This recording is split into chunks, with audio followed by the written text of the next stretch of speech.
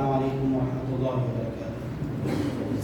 الحمد لله الذي لم يتخذ ولدا ولم يكن له شريك في الملك ولم يكن له ولي من الذل وكبره تكبيرا. الله أكبر كبيرا. الحمد لله كثيرا. سبحان الله بكرة وأصيلا. فأعوذ بالله السميع العليم من الشيطان الرجيم. بسم الله الرحمن الرحيم. إنما يخشى الله من عباده العلماء. وقال سبحانه وتعالى يرفع الله الذين آمنوا منكم والذين أوتوا العلم درجات. صدق الله العظيم. حمد و ستائش اللہ رب العالمین کے لیے ہے. ہم سب اللہ کی بڑائی اور بزرگی بیان کرتے ہیں. ساری تعریفیں اسی کے لیے سزاوار ہیں. حمد و ثنا اسی کے لیے ہے. وہی ہمارا خالق مالک اور حاکم ہے. The creator, the sustainer, the lawmaker, the lawgiver وہی ہے. لاکھوں درود اور ہزاروں سلام ہو اللہ کے آخری رسول حضرت سیدنا محمد مصطفیٰ صلی اللہ علیہ وسلم پر، جنہیں اللہ تعالیٰ نے آخری نبی، the ultimate and final messenger اور رحمت للعالمین، the benefactor of humanity بنا کر روانہ فرمایا. سامعین محترم، ماہ جون میں عام طور پر آپ دیکھتے ہیں کہ بچوں کے، اسٹوڈنٹس کے پیرنٹس، ان کے والدین اس بات کے لیے متفکر رہتے ہیں، فکر مند رہتے ہیں کہ بہتر سے بہتر اسکول یا کالجز میں ان کا ایڈمیشن کروایا جائے اور اچھی سے اچھی تعلیم، بہت ہی اسٹینڈرڈ ایجوکیشن انہیں دلائی جائے تاکہ وہ آگے پڑھ کر بہتر انداز سے اپنی زندگی گزار سکیں اور بہتر علم حاصل کر کے اس کے اثرات، اس کا پرتو، اس کا ریفلیکشن ان کی اپنی زندگی پر پڑے. تو یہ ہمارے اپنے ملک میں اس طرح اکیڈمک ایئر کا آغاز ہوتا ہے جو عام طور پر جون سے مارچ تک ہوتا ہے، کچھ ایکسیپشنز، کچھ ہائر ایجوکیشنز اور کچھ سینٹرل بورڈ کو چھوڑ کر. تو اس مناسبت سے دیکھتے ہیں کہ یہ علم، یہ ایجوکیشن، یہ نالج، یہ تعلیم، اس کا کیا اسلامک پرسپیکٹیو ہے اور ایسے وقت میں پیرنٹس کو صحیح طور پر کیا ڈیسیشن لینا چاہیے. اسٹوڈنٹس کو کالج اور اسکول جاتے وقت کس موٹو کو، کس مقصد کو اور کس لائحہ عمل کو اپنے لیے اختیار کرنا چاہیے. جو سب سے پہلی وحی حضور اکرم حضرت محمد مصطفیٰ صلی اللہ علیہ وسلم پر نازل ہوئی وہ سورۃ العلق کی ابتدائی 5 آیتیں، اور ہمارے ہاں بہت اہتمام کے ساتھ حیدرآباد میں 4 سال 4 مہینے اور 4 دن کسی بچے کی عمر ہو جاتی تو ایک زمانے میں اس کی بسم اللہ خوانی کرائی جاتی. اس کی کوئی اصل، اس کا کوئی بیس، کوئی ہسٹوریکل بیک گراؤنڈ نہیں ملتا قرآن و حدیث میں، لیکن ایک رسم تھی جو ادا کی جاتی تھی کہ ایک سفید چاندنی، ایک اچھی سی وائٹ بیڈ شیٹ پر بچے کو بٹھا کر ایک پرنٹڈ پیپر پر یا قرآن مجید جو چھپی ہوئی ہو اس پر بچے کی انگلی پھرائی جاتی تھی اور سورہ علق کی ابتدائی 5 آیتیں پڑھائی جاتی تھی. یہ جو سورہ علق حضور اکرم حضرت محمد مصطفیٰ صلی اللہ علیہ وسلم پر غار حرا میں سب سے پہلے نازل ہوئی ابتدائی 5 آیتیں، اس میں آپ دیکھیں گے کہ 6 الفاظ 5 آیتوں میں 6 ورڈز ایسے ہیں جس میں اللہ تعالیٰ نے علم کا، تعلیم کا، پڑھنے کا، ایجوکیشن کا اور نالج کا ذکر کیا. 2 بار اقرا کا لفظ آتا ہے، اقرا پڑھو. 2 بار ریڈ، 2 بار یہ لفظ آتا ہے. 5 چھوٹی چھوٹی آیتیں، اقرا بسم ربک الذی خلق سے شروع ہوتی. 2 بار علمہ کا لفظ آتا ہے. علمہ کے معنی ہوتے ہیں ٹاٹ، جس نے سکھایا. اور 1 بار یعلم اور 1 بار خلم. یہ جملہ 6 الفاظ چھوٹی سی 5 آیتوں کے اندر استعمال کیے گئے ہیں. سب سے پہلی وحی، the foremost and first revelation from the Almighty، اللہ تعالیٰ کی طرف سے نازل کردہ سب سے پہلی آیتیں، اس میں 6 مرتبہ اقرا اور علمہ اور یعلم اور قلم کا لفظ استعمال کیا اللہ تبارک و تعالیٰ. اور 29ویں پارے میں جو بہت شروع میں نازل ہونے والی صورتوں میں صورت ہے سورۃ القلم، اس کا آغاز آپ دیکھیں کس طرح ہوتا ہے، نون والقلم وما یسطرون. قسم کھائی گئی اس قلم کی کہ جس سے یسطرون لکھا جاتا ہے، نوٹ ڈاؤن کیا جاتا ہے. نون کے ایک معنی مچھلی کے ہوتے ہیں عربی زبان میں، اور اس کے مترادف معنوں کے اندر علماء نے یہ لکھا کہ دوات کے معنوں میں بھی استعمال ہوتا ہے. آپ دیکھیں گے کہ کسی زمانے میں اسکولز اور کالجز کا جو لوگو بنایا جاتا تھا, ان کا جو سمبل بنایا جاتا تھا, وہ یہ ہوتا تھا کہ ایک فیدر ہے, ایک پر ہے جس کے کارنر سے لکھا جا رہا ہے, اس کے پاس ایک چھوٹی سی بوٹل ہے جس کے اندر انک رکھی ہوئی ہے. تو نون والقلم وما یسطرون, اس قلم کی قسم کھائی گئی جس سے کہ لکھا جاتا ہے. اسی طرح ہم جب قرآن مجید کا مطالعہ کرتے ہیں تو قرآن مجید میں علم کا لفظ آیا ہے, بار بار ہم پڑھتے رہتے ہیں علم کا لفظ. یرفع اللہ الذین آمنوا منکم والذین اوتوا العلم درجات. اللہ تبارک و تعالیٰ تم میں سے ان لوگوں کو جو ایمان لائیں گے اور وہ لوگ جو علم میں درجات طے کریں گے, ہائر سٹیپس پر پہنچیں گے, اللہ تبارک و تعالیٰ یرفع, ان کو اونچا درجہ عطا کرے گا, اونچا مقام عطا کرے گا, سپیریئر پوزیشن اللہ تعالیٰ ان کو عطا کرے گا. یہ بہت مشہور آیت ہے, یرفع اللہ الذین آمنوا منکم والذین اوتوا العلم درجات. تو یہ جو علم کے الفاظ کو جب ہم جمع کرتے ہیں قرآن مجید کے, تو ایک دو بار نہیں, 5-10 مرتبہ نہیں, جملہ 80 مرتبہ علم کا لفظ آتا ہے. 80 ایسے ورسز ہیں قرآن مجید کے کہ جہاں پر اللہ تبارک و تعالیٰ نے علم کا لفظ استعمال کیا. ترمذی شریف کی بہت مشہور حدیث ہے, من سلک یلتمس فیہ علما سہل اللہ طریقا فی الجنہ, کہ اگر کوئی آدمی علم کے حاصل کرنے کے لیے سفر کرتا ہے, ٹریول کرتا ہے, جرنی کرتا ہے, تو اللہ تبارک و تعالیٰ سفر کے اندر جو اس کو تکلیفیں ہوتی ہیں, جو مشکلات اور سہولتیں ہوتی ہیں, اس کے نتیجے میں اللہ تبارک و تعالیٰ جنت کا ایک راستہ اس کے لیے آسان کر دے. سہل اللہ طریقا فی الجنہ. ایک زمانے میں تو آپ دیکھتے ہیں کہ علم کا حاصل کرنا اور ایجوکیشن کا حصول ایک مشکل کام. ایک فلسفے کا ماہر ہوتا تھا, ایک بڑا فلسفر جو کسی ایک کنٹری میں بیٹھا ہوا ہے, لوگ دور دور سے سفر کر کے اس کے پاس جاتے ہیں. ایک فقہ کا ماہر ہے جو کسی اور ملک میں بیٹھا ہوا ہے, لوگ دور دور سے سفر کر کے فقہ کا علم حاصل کرنے کے لیے جاتے ہیں. اور ایک ایسٹرونومی کا کوئی ماہر ہے, اس سے علم حاصل کرنے کے لیے لوگ مہینوں سفر کر کے جاتے ہیں. تو نبی کریم صلی اللہ علیہ وسلم نے ارشاد فرمایا, من سلک یلتمس فیہ علما, کہ علم حاصل کرنے کے لیے وہ اپنی نالج کو بڑھانے کے لیے سفر کرتا ہے, تو اللہ تبارک و تعالیٰ جنت کا ایک راستہ آسان کرے. اب اس زمانے میں جس میں ہم زندگی گزار رہے ہیں, یونیورسٹیز کا ماحول ہے, یونیورسٹیز کا کلچر ہے کہ آپ ایک یونیورسٹی کے کیمپس میں داخل ہو جاتے ہیں تو وہاں پر کئی برانچز آف نالج ہوتے ہیں, ہر ایک کا ایک الگ کیمپس, اور پھر ہر ایک کا ایک ڈین الگ ہوگا, ایک ایچ-او-ڈی الگ ہوگا, اس کا پورا ڈپارٹمنٹ الگ ہوگا, اس کی ایک لائبریری ہوگی, اور پھر آپ دیکھتے ہیں کہ ایک ہی مقام پر علم حاصل کرنے کے لیے بہت سی سہولتیں دی گئی. اس کے باوجود لوگ علم حاصل کرنے کے لیے اب بھی جاتے ہیں. اسٹوڈنٹس آسٹریلیا جاتے ہیں, یو ایس جاتے ہیں, کینیڈا اور جرمنی جاتے ہیں, اور نیدرلینڈ جاتے ہیں, دوسرے کنٹریز پہ جاتے ہیں علم حاصل کرنے کے لیے. نبی کریم صلی اللہ علیہ وسلم نے اس بات کی بشارت دی کہ سہل اللہ طریقا فی الجنہ, اللہ تبارک و تعالیٰ جنت کے ایک راستے کو آسان کرے گا اس کے لیے, اس آدمی کے لیے, اس شخص کے لیے جو علم حاصل کرنے کے لیے سفر کرتا ہے. تو یہ وہ عظیم الشان قسم کی فضیلتیں ہیں جو اللہ تبارک و تعالیٰ نے ان کے بارے میں بیان کی ہیں. اور پھر یہ کہ اس کو بہت زیادہ اسلامی علم سے جوڑا گیا. ہم عام طور پر جب بھی علم اور نالج کی بات کرتے ہیں تو اس کا کیٹیگرائزیشن بہت غلط انداز سے کرتے ہیں. اس کی درجہ بندی, اس کو جو دو حصوں میں بانٹتے ہیں وہ بہت غلط انداز سے کرتے ہیں. اگر کوئی بچہ انجینئرنگ کر رہا ہے, سافٹ ویئر کی ایجوکیشن حاصل کر رہا ہے, میڈیسن کر رہا ہے, لا کر رہا ہے, آئی آئی ٹی اور این آئی ٹی اور ٹرپل آئی ٹی میں ایڈمیشن لے رہا ہے, ہم کہتے ہیں کہ وہ دنیا کی تعلیم حاصل کر رہا ہے, وہ ماڈرن ایجوکیشن پڑھ رہا ہے, دنیا کی تعلیم. یہ ایک کیٹیگری ہے جو ہم ڈیفائن کرتے ہیں. اور ایک دوسرا درجہ, اگر کوئی بچہ مدرسہ جاتا ہے, جامعہ جاتا ہے, دینی مدرسے کو جاتا ہے, کوئی امام کے پاس, کوئی استاذ کے پاس جاتا ہے, تو ہم کہتے ہیں کہ وہ دین کا علم حاصل کر رہا ہے. یہ بہت غلط درجہ بندی ہے جو اس زمانے میں مسلمانوں میں عام ہوئی. ایک تو ہم نے کیٹیگری غلط کی ہے, کیٹیگرائزیشن غلط کیا ہے, درجہ بندی غلط کی ہے, اور دوسرے سلیکشن بھی غلط کیا. درجہ بندی میں کیا غلطی ہم نے کی ہے؟ قرآن اور حدیث کا مطالعہ کرتے ہیں تو وہاں اس طرح کا کوئی لفظ نہیں ملتا کہ دین کا علم اور دنیا کا, بلکہ نبی کریم صلی اللہ علیہ وسلم کے ارشادات میں یہ الفاظ ہم کو ملتے ہیں کہ علم نافع اور علم غیر نافع.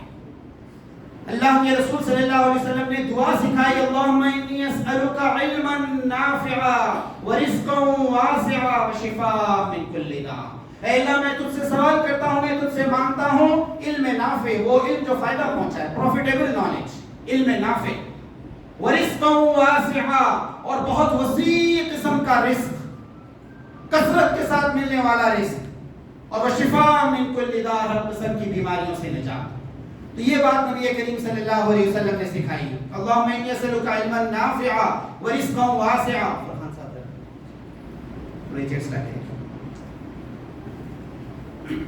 دوسری بات جو نبی کریم صلی اللہ علیہ وسلم نے ایک حدیث میں سکھائی ہے، اللہم انی اعوذ بک من علم لا ينفع، اے اللہ میں تجھ سے تیری پناہ میں آتا ہوں، اپنے آپ کو سرنڈر کرتا ہوں کہ اللہ مجھے بچا لیجئے ایسے علم سے جو کوئی فائدہ نہیں پہنچائے، غیر لا ينفع، کسی قسم کا فائدہ نہیں پہنچائے۔ ہالی ووڈ پر، بالی ووڈ میں، باکس آفس میں کون سی فلم کامیاب ہوئی ہے؟ کس نے 200 کروڑ کا بزنس کیا ہے؟ فلم فیئر ایوارڈ کس کو ملنے والا ہے؟ اور فلاں اظہر الدین نے کتنی سینچریاں بنائی ہیں، ابن صفی نے کتنے نالج لکھے، کتنے ناول لکھے ہیں، محی الدین نواب نے کتنی کہانیاں لکھی ہیں، چندر شیکھر کا کیا کنٹریبیوشن ہے۔ یہ جنرل نالج تو ہو سکتی ہے، یہ کسی کمپٹیٹیو ایگزام کے لیے مفید سوالات تو ہو سکتے ہیں، لیکن عام زندگی میں اس طرح کے نالج کا، اس طرح کے علم کا کوئی فائدہ نہیں۔ اللہم انی اعوذ بک من علم لا ينفع، اے اللہ مجھے ایسا علم نہیں چاہیے جو فائدہ نہیں پہنچائے۔ تو علم نافع اور علم غیر نافع، جو دو کیٹیگریز بیان کیے گئے حدیث میں، وہ علم جو انسان کو فائدہ پہنچائے اور وہ علم جو انسان کو فائدہ نہیں پہنچائے۔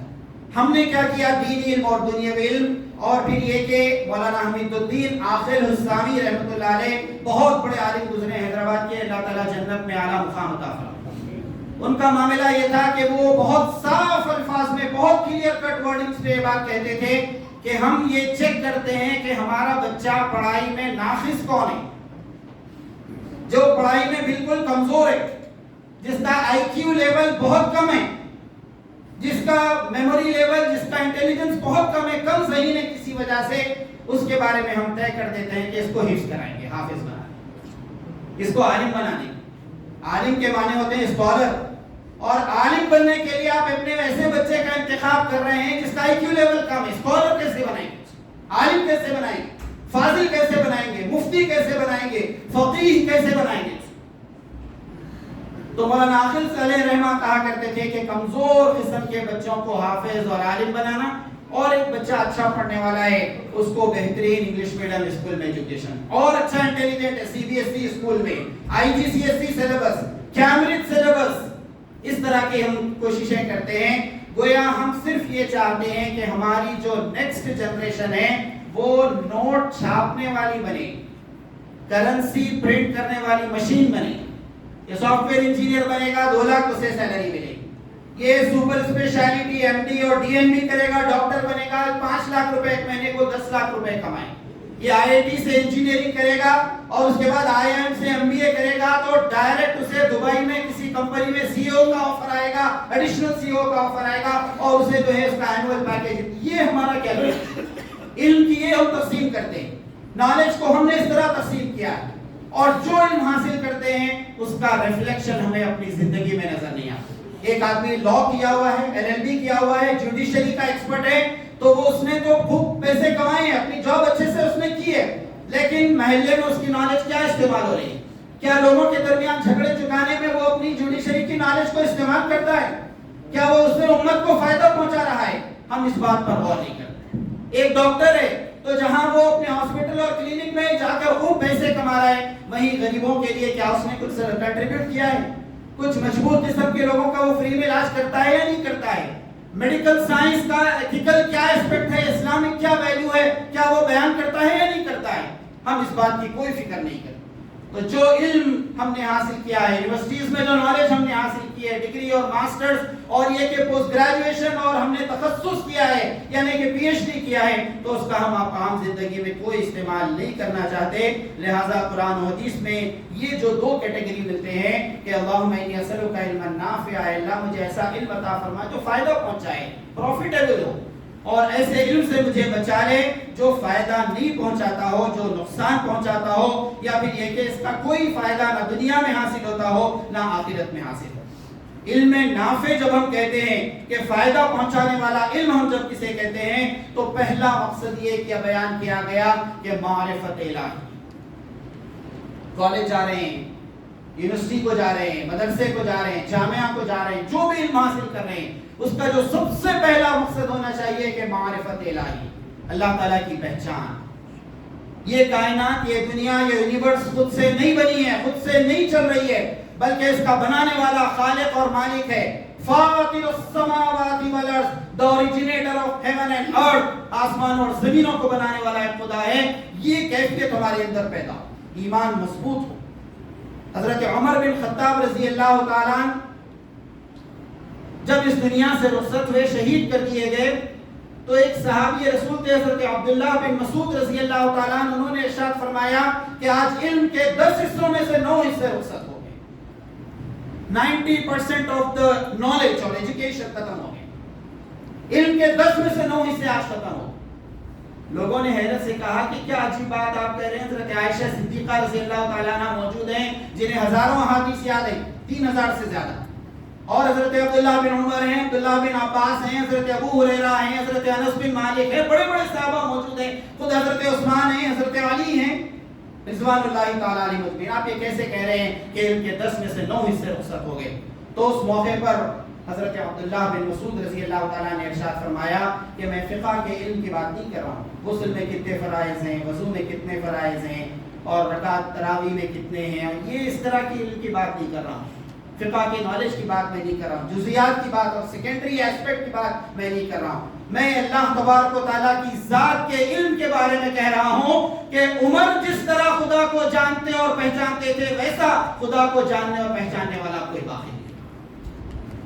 خدا کی پہچان، اللہ تعالیٰ کے صفات، اس کے اسماء حسنی، وہ رحمان ہے، وہ رحیم ہے، وہ قادر ہے، وہ مقتدر ہے، وہ لا گیور ہے، وہ لا میکر ہے، اور پوری کائنات اسی کے حکم پر چل رہی ہے، اسی کے حکم پر اسے چلنا چاہیے، اسی کی شریعت پر دنیا کو قائم ہونا چاہیے۔ یہ علم حضرت عمر بن خطاب رضی اللہ تعالیٰ عنہ جس طرح رکھتے تھے ویسا علم رکھنے والے باقی نہیں رہتے۔ نبی کریم صلی اللہ علیہ وسلم کے ارشادات سے یہ بات معلوم ہوتی ہے کہ وہ علم جو ہم حاصل کریں اس کا دوسرا مقصد یہ ہونا چاہیے کہ انسان رزق حلال حاصل کرے، رزق حلال حاصل کرے۔ چنانچہ مسجد نبوی میں اللہ کے رسول صلی اللہ علیہ وسلم تشریف فرمائیں اور آپ کے ساتھ صحابہ کرام رضوان اللہ تعالیٰ علیہ مجمعین نے، بڑی نورانی، بڑی مقدس محفل ہے، اس سے اچھی محفل، اس سے پاک محفل، اس سے گریٹر قسم کی مجلس اور محفل اور اجتماع کا ہم کوئی تصور نہیں کر سکتے۔ ایسے وقت جب کہ نبی کریم صلی اللہ علیہ وسلم بیٹھے ہیں اور صحابہ علم حاصل کر رہے ہیں، مسجد کے باہر سے ایک صاحب بہت تیزی کے ساتھ گزر گئے، ادھر توجہ نہیں کی، نبی کی محفل پر توجہ نہیں کی، ادھر آ کر نہیں بیٹھے۔ تو بعض لوگوں نے کہا کیا بدنصیب آدمی ہے کہ یہاں نبی کی محفل ہے اور وہ ادھر سے چلا گیا، آ کر یہاں پر وہ نہیں بیٹھا۔ تو اللہ کے رسول صلی اللہ علیہ وسلم نے جو اسلام کا براڈر کانسیپٹ ہے، دیکھیے وسیع تصور ہے، اس کانسیپٹ کو اللہ کے رسول صلی اللہ علیہ وسلم نے بالکل واضح طور پر بیان کیا۔ 3 جملے آپ نے ارشاد فرمائے، اس میں سے جو تیسرا اسٹیٹمنٹ ہے آپ دیکھیں، نبی کریم صلی اللہ علیہ وسلم نے ارشاد فرمایا کہ یسعى علی ولده صغار فهو فی سبیل اللہ، وہ اپنے بچوں کی، جو چھوٹے بچے ہیں ان کی ضرورت پوری کرنے کے لیے، کچھ پیسہ کمانے کے لیے جا رہا ہے، تو وہ بھی فهو فی سبیل اللہ، وہ بھی اللہ کے راستے میں۔ یسعى علی نفسه يعففها فهو فی سبیل اللہ، وہ اپنی نفس کی، کوئی اپنی پرسنل ضرورت پورا کرنے کے لیے جا رہا ہے، تو وہ بھی اللہ کی راہ میں فهو فی سبیل اللہ، فهو فی سبیل اللہ، اللہ کی راہ۔ آدمی اپنے ضرورت پورا کرے، خود محنت کرے، دوسروں کے آگے ہاتھ نہ پھیلائے، سعودی سے، امریکہ سے ڈرافٹ کا اور منی ٹرانسفر کا انتظار نہ کرے، دوسروں کے آگے ہاتھ نہیں پھیلائے، بڑے بھائی کی تنخواہ پر نظر نہ رکھے، والد کے پراپرٹیوں اور پلاٹوں پر نظر نہ رکھے، خود محنت کرے، خود آگے بڑھے، خود کمائیں۔ اس کے لیے لفظ استعمال کیا گیا اس حدیث میں کہ یسعى علی نفسه يعففها فهو فی سبیل اللہ۔ تو یہ کیفیت ہو کہ اگر وہ حلال رزق حاصل کر رہا ہو، دوسروں کے آگے ہاتھ نہ پھیلانا چاہتا ہو، اور اس کے لیے وہ بھاگ دوڑ کر رہا ہو اور جد و جہد کر رہا ہو، تو وہ بھی اللہ کی راہ میں ہے۔ یہ بات نبی کریم صلی اللہ علیہ وسلم نے ارشاد۔ پھر اللہ کے رسول صلی اللہ علیہ وسلم کا وہ مشہور واقعہ ہم کو ملتا ہے کہ مسجد میں داخل ہوئے اور آپ نے دیکھا کہ ایک طرف ایک سرکل بنا کر، ایک دائرہ بنا کر کچھ لوگ اللہ کا ذکر کر رہے ہیں، سبحان اللہ، الحمدللہ، اللہ اکبر، اللہ کو یاد کر رہے ہیں، اور دوسری طرف ایک سرکل بنا کر لوگ علم حاصل کر رہے ہیں۔ تو اللہ کے رسول صلی اللہ علیہ وسلم نے قریب جا کر دونوں کو دیکھا، آبزرو کیا، اور اس کے بعد ارشاد فرمایا کہ دونوں اچھا کام کر رہے ہیں، دونوں نیک کام کر رہے ہیں، لیکن انا بعثت معلما، میں معلم بنا کر، استاد اور ٹیچر بنا کر بھیجا گیا ہوں، یہ کہہ کر آپ اس سرکل میں بیٹھ گئے جہاں لوگ علم حاصل کر رہے تھے، نالج گین کر رہے تھے۔ تو یہ عظیم الشان معاملہ ہے علم کا، جس کے بارے میں قرآن مجید نے بیان کیا کہ یرفع اللہ الذین آمنوا منکم والذین اوتوا العلم درجات۔ بہت مشہور واقعہ ہے بادشاہ ہارون رشید کا، بہت بڑا بادشاہ، بغداد کو کیپٹل بنا کر اس نے پوری شان سے، پوری کر و فر سے حکومت کی۔ اس کے بارے میں کہا جاتا ہے کہ محل کے اونچائی پر، ایک اونچے مقام پر اپنی بیوی کے ساتھ بیٹھا ہوا، اپنی وائف کے ساتھ، اچانک اس نے دیکھا کہ لوگ اپنے گھروں سے نکلنا شروع ہوئے، بڑے اور بوڑھے، نوجوان اور بچے اور خواتین، سب نکل رہے ہیں گھروں سے، اور شہر کی گیٹ ہوتی تھی اس زمانے میں، انٹرنس کا جو دروازہ ہوتا تھا وہاں پر پہنچ کے انتظار میں ٹھہرے ہوئے، اور پھر دیکھا کہ کوئی ایک بزرگ داخل ہوئے اور لوگ بہت احترام کے ساتھ ان کو ویلکم کر کے، ان کو ریسیو کر کے لے کر آ رہے ہیں۔ بلا کر اپنے وزیر سے پوچھا کہ یہ کون ہے اور کیا معاملہ ہے، جن کے لیے نہ کوئی اعلان کیا گیا، نہ ہٹو بچوں کی صدا لگائی گئی، اور لوگ گھروں سے جوق در جوق نکلے ان کا استقبال کرنے کے لیے۔ کہا کہ بادشاہ سلامت، یہ اپنے وقت کے بہت بڑے اسکالر، بہت بڑے عالم حضرت عبداللہ بن مبارک رحمت اللہ علیہ ہیں، لوگوں کو پہلے سے اطلاع تھی کہ وہ آ رہے ہیں، ان کا استقبال کرنے کے لیے دیوانہ وار وہ شہر کے باہر تک گئے ان کو ریسیو کرنے کے لیے۔ تو ہارون رشید کا چہرہ تھوڑا سا مرجھا گیا، تھوڑی سی مایوسی طاری ہوئی، اس لیے کہ بادشاہ کا ویسا ویلکم اور ایسا استقبال نہیں ہوتا تھا، اور اس مایوسی نے بہت بڑا اضافہ کر دیا۔ اس کی بیوی جو باوضو بیٹھی ہوئی تھی، اس نے کہا کہ بادشاہ سلامت، آپ کی حکومت لوگوں کے سروں پر ہے، دلوں پر تو عبداللہ بن مبارک حکومت کر رہا ہے۔ بادشاہ سلامت، آپ کی حکومت، آپ کا گورننس، آپ کی اتھارٹی اور آپ کا کنٹرول، یہ تو لوگوں کے سروں پر ہے، صرف دلوں پر تو عبداللہ بن مبارک حکومت کر رہا ہے۔ میں نے ہسٹری کے ایک بک میں پڑھا ہے کہ بادشاہ کو اتنا غصہ آیا کہ اس نے اپنی بیوی کو ایک تھپڑ مار دیا۔ تو اس کی بیوی نے کہا کہ اس تھپڑ کے بعد بھی دلوں پر تمہاری حکومت نہیں ہے، عبداللہ بن مبارک کی حکومت۔ تو وہ لوگ جو علم حاصل کرتے ہیں، وہ لوگ جو علم کے درجات طے کرتے ہیں، وہ لوگ جو اپنا ایک انٹلیکچوئل لیول رکھتے ہیں، جس کا ذکر قرآن مجید نے بار بار کیا، انما یتذکر اولو الالباب، انٹلیکچوئل لیول رکھتے ہیں، علمی سطح رکھتے ہیں، وہ علم حاصل کرتے ہیں، وہ علم نافع میں آگے بڑھتے ہیں، وہ کام کا علم حاصل کرتے ہیں، وہ اپنی ڈگریوں کو بہتر کاموں میں استعمال کرتے ہیں، رزق حلال کے ساتھ ساتھ وہ قوم کا فائدہ پہنچاتے ہیں، ملت کا فائدہ پہنچاتے ہیں۔ کچھ دن پہلے ایک IPS آفیسر کا لیکچر حیدرآباد میں رکھا گیا، تو لوگوں نے کامنٹ کیا کہ جس وقت وہ IPS تھے اور سول سروسز میں تھے، اس وقت تو ڈر کر رہتے تھے، کوئی مسلمان کی کوئی فائل آئی تو بازو رکھ دیتے تھے اور پروسیسنگ نہیں کرتے تھے کہ کہیں مجھے اس طرح قرار نہ دیا جائے کہ مسلمانوں کا ہمدرد ہے، اور ریٹائرڈ ہونے کے بعد بڑی ہمدردی دکھاتے، اس طرح کے کامنٹس لوگوں نے۔ تو جو اچھی پوزیشن اس دنیا میں ملی ہے اس کا استعمال کریں، قوم کے لیے، ملت کے لیے، ملت کی ترقی کے لیے۔